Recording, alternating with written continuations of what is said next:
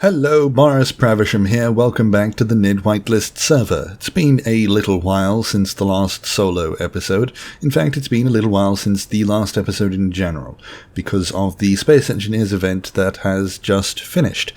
So I am now going to come back and do a bit more of this. We will talk about the Space Engineers event, just not this episode. I'm planning something maybe a bit special to discuss and get the information out there about what went on and what we found out as a result of it. So hopefully I can get that set up within the next week, but until then I will show you what I have done, hopefully as quickly as I can, although I say that every time and it never ends up that way. I've probably played about 12 or so hours since the last solo episode, so I've done a fair amount. It's just that I've been doing it in little bits and pieces, so it wasn't really fit for recording. It was in between doing other things. So obviously there's that big solar array, mostly for aesthetic purposes. I don't really need the energy. I'm not sure about the look of it. I'm thinking I might make it a bit more rounded, considering the rest of it's fairly round. I want it to look a bit more industrial and rigid, but I'm not sure yet. Got the communication spire there. I'm thinking of putting some laser antennas on as well. Again, probably mostly for aesthetic purposes, because there isn't really a good spot for a laser antenna here, is there? It kind of needs to be unobstructed. I'm not sure. Well, I guess if it's just pointing in a particular direction, that doesn't matter. Anyway, the one big thing that I did, I built 3 more communication satellites. Why am I flying out to it? So that one's 40k away. It links the mean and here, and then you can see. Actually, I only built 2 new communication satellite and fixed another one. This is odd. So it's supposed to go ComSat 1 and then ComSat 2 between that one, and up there you can see Space Vegas in amongst the spam there. There's supposed to be another one in between. But it's not there. That's the one that I went out and rescued. It ran out of energy, and the batteries were recharging both at the same time, which I thought I'd timed it right so that they wouldn't. If it only recharges one at a time, then it's fine, but they were both recharging at the same time, and the amount of time that the couple of solar panels would take to do that, because it was charging both at the same time, didn't have the energy and it was going to take forever. So I went out there and stocked it up, but now it's disappeared again. But I can still see the antenna signals down on the ground, which signifies to me that either ComSat 1 and ComSat 3 do reach each other, and I can't do the trigonometry in my head. Someone can. Let's go back up here to this antenna. I could afterwards, but I'm not going to. So there we go, 55k, 45k in that direction. You should be able to work it out from there. Yeah, the length between those two. So maybe those two are communicating, or maybe that one exists and it's like glitched out, and because we shouldn't be able to see those things on the ground. This is not what I was supposed to be talking about. What I was supposed to be showing you was the ground is linked with Space Vegas. Space Vegas is linked with Sloth, and Sloth is linked with the Mean and Nordic's Noodle Base now. So yeah, I did that. I did a bunch more kind of aesthetic work. However, I'm not entirely happy with it. So you see here these windows, how they're kind of covering up that edge. And that is because if I put I don't have it in my inventory, but you know, the half one, the triangle side block that goes like that, I did put that in there, and I think it looked quite nice having those kind of rounded windows. It looks a little bit like a block of flats at the moment. It's not really what I was going for. I'm not unhappy with this, and it will probably look a bit better once it's all filled in and looks a bit busier and different colors and that kind of thing. But I was hoping to not have to put the full block here. However, without it, it doesn't pressurize, which I was hoping to get away with. And thank you to it was either D-Lock or Dustin H, who were in the stream when I was building this room in there, which we'll get to. But annoyingly, I streamed for 2 3/4 hours, and for the first 2.5 hours of that stream, my microphone wasn't set up on OBS correctly and was not broadcasting. And no one in stream talked to me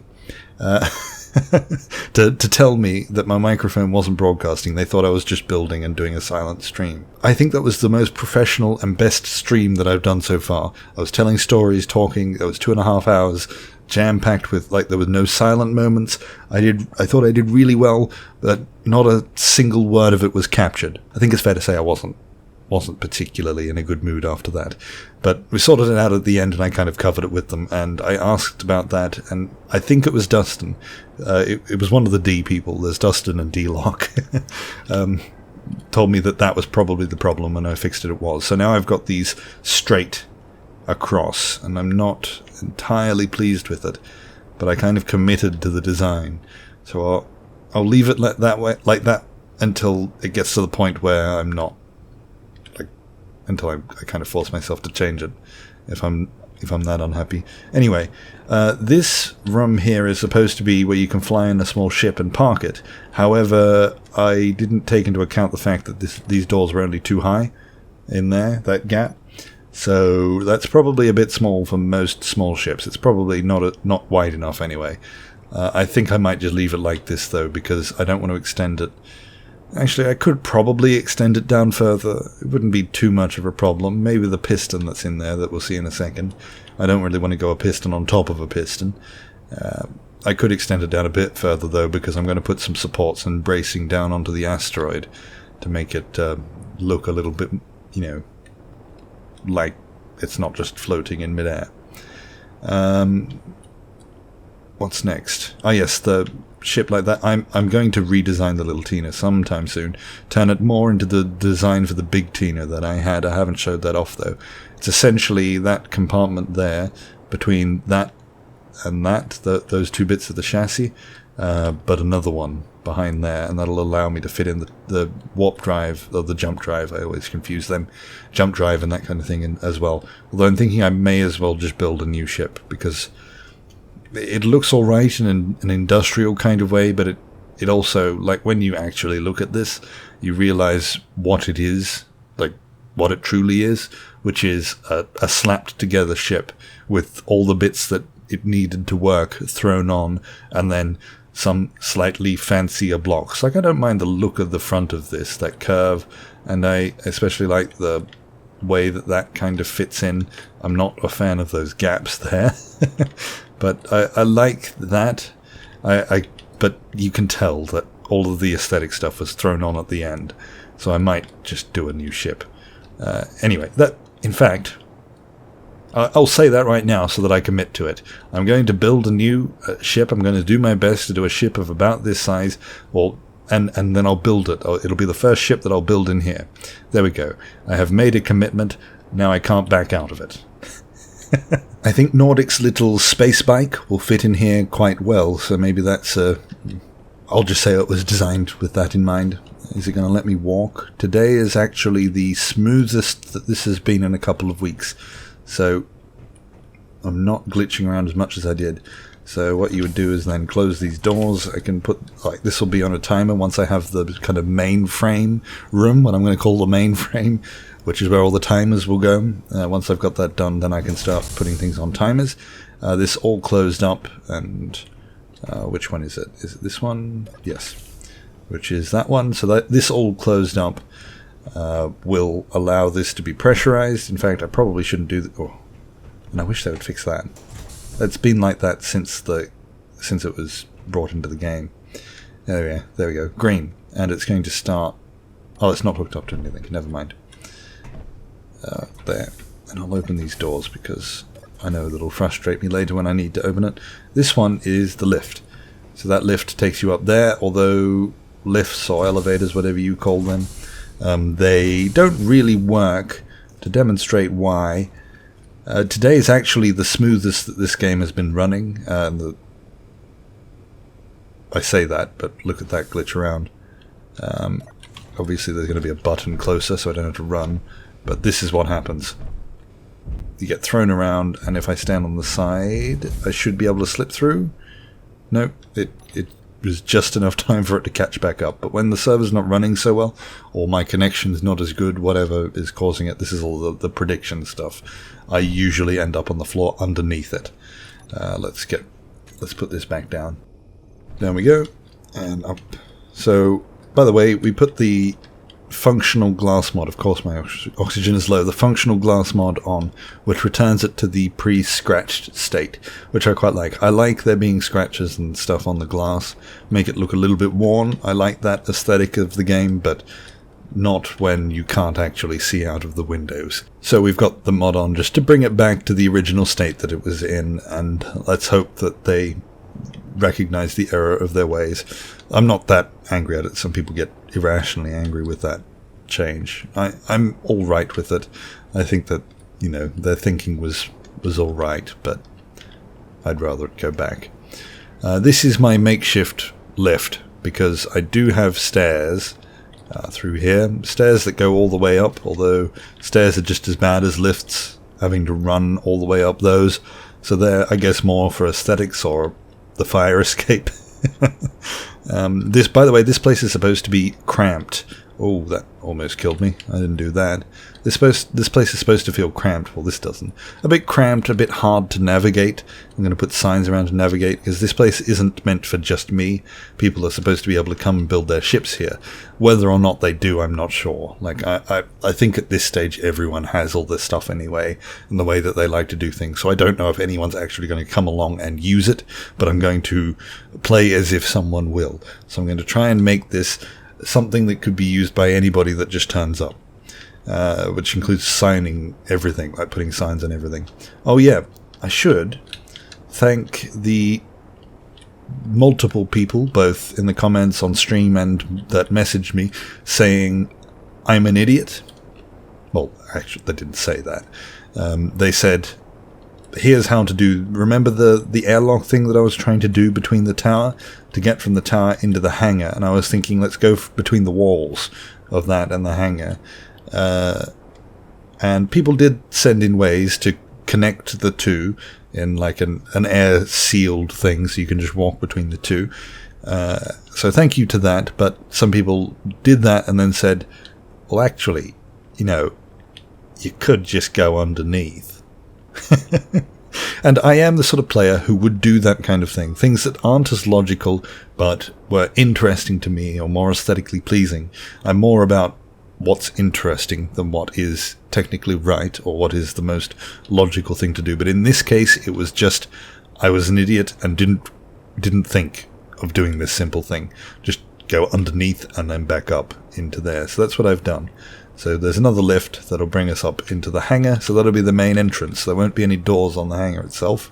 You'll come into here in the tower, walk across there, and up you go.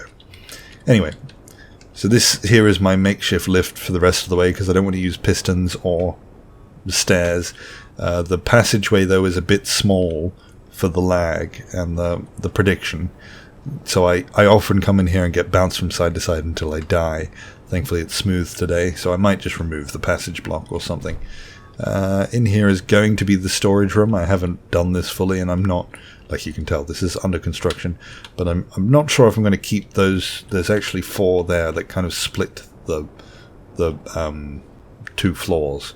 By the way, a floor, I'm counting a floor between, see these armor blocks here, and then you've got 3 things and more armor blocks, 3 glass blocks.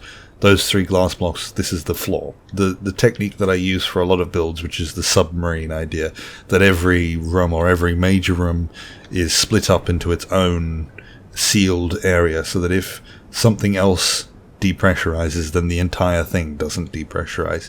So this area here, this little hole, there's probably going to be one of them on every floor, because this isn't pressurized, this isn't sealed. So this is the room all the way up, and then you've got the separate rooms off each side. In here is the industrial, so I've only got 1 refinery. This isn't a refinery place. I don't need to add place, do I? This isn't a refinery with refinery machines. It is a manufacturing plant. So it's mostly about the assemblers. I've only got the 4 assemblers. These 4 are connected, and 1 disassembler. That's because I like to disassemble everything and then assemble everything on the fly. And I've left room in the middle here. I've filled them with some kind of aesthetic things, but that space there is left in case I want to add sorters and so forth later. So that entire space in there, they can be removed and we can reconfigure them with sorters. The batteries here, rather than make a single power, like energy production room, I'm going to scatter the batteries throughout the build wherever there's a bit of space.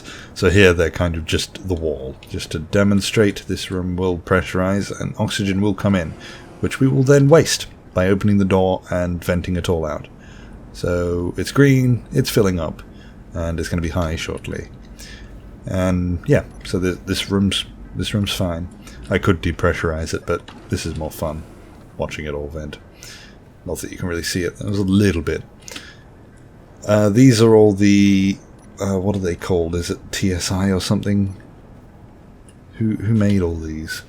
I feel like I should give them credit. By the way, there is a link in the description for all the mods that we use here. It's in every video of everyone's... on everyone's channels. What am I looking for? I'm looking for HM. So maybe it's just HM. Anyway, it's these ones, the decorative cargo blocks. I quite like them. They've still got to be coloured. Just little bits.